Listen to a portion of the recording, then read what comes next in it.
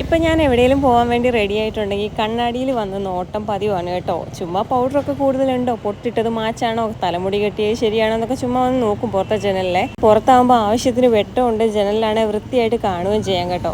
അപ്പോൾ ഇന്ന് നമ്മളൊരു യാത്ര പോവാണ് കേട്ടോ. എങ്ങോട്ടാന്നൊക്കെ വിശദമായിട്ട് പറയാവേ. അച്ഛനും അമ്മയും കൊച്ചും ഞാനും കൂടിയാണ് കേട്ടോ പോകുന്നത്. രാവിലെ ഒരു 8 മണി 7:30 ആയിട്ടുള്ളേ.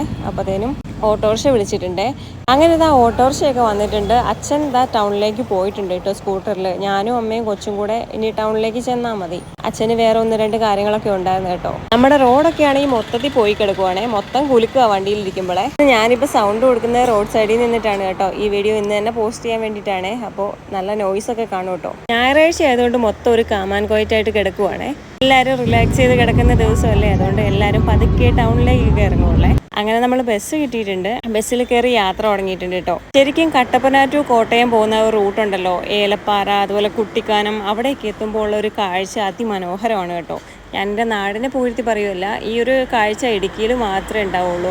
അതിൻ്റെ കൂടെ തന്നെ നല്ല തണുത്തുറഞ്ഞ ക്ലൈമറ്റും നല്ല കോട മൂടിയിട്ടുണ്ട്. ശരിക്കും ഇതൊക്കെ ഒന്ന് എക്സ്പ്ലോർ ചെയ്യണമെന്നുണ്ടെങ്കിൽ ഇടുക്കി തന്നെ വരണം കേട്ടോ. ഈ ഭംഗിയുള്ള പർവ്വതനിരകൾ കാണാൻ വേണ്ടിയിട്ട് ഇനി ഹിമാലയത്തിൽ വരെ ഒന്നും പോകേണ്ട കാര്യമില്ല കേട്ടോ. നമ്മുടെ ഇടുക്കി ജില്ലയിൽ തന്നെ ഉണ്ട് കാണാൻ വേണ്ടിയിട്ട് കുറേ. ശരിക്കും പറഞ്ഞാലേ ഈ ഒരു റൂട്ടിൽ യാത്ര ചെയ്യാൻ വേണ്ടി എനിക്ക് ഒത്തിരി ഇഷ്ടമാണ് കേട്ടോ. നമുക്ക് കാണാൻ വേണ്ടിയിട്ട് ഒരുപാട് കാഴ്ചകളുണ്ട് കേട്ടോ. എനിക്ക് ഈ ഒരു റൂട്ടിലെ യാത്ര ഒട്ടും മടുപ്പറിയത്തില്ലാത്തൊരു യാത്രയാണ്. ശരിക്കും ബസ്സിലിരുന്ന് ഒരുപാട് കാണാൻ വേണ്ടിയിട്ടുണ്ട് കേട്ടോ. പിന്നെ കോട്ടയം കുട്ടിക്കാനം ഒക്കെ കഴിയുമ്പോഴത്തേനും ചെറുതായിട്ട് ക്ലൈമറ്റ് ഒക്കെ ഒന്ന് ചേഞ്ച് ആയി നല്ല ചൂടായി തുടങ്ങി കേട്ടോ.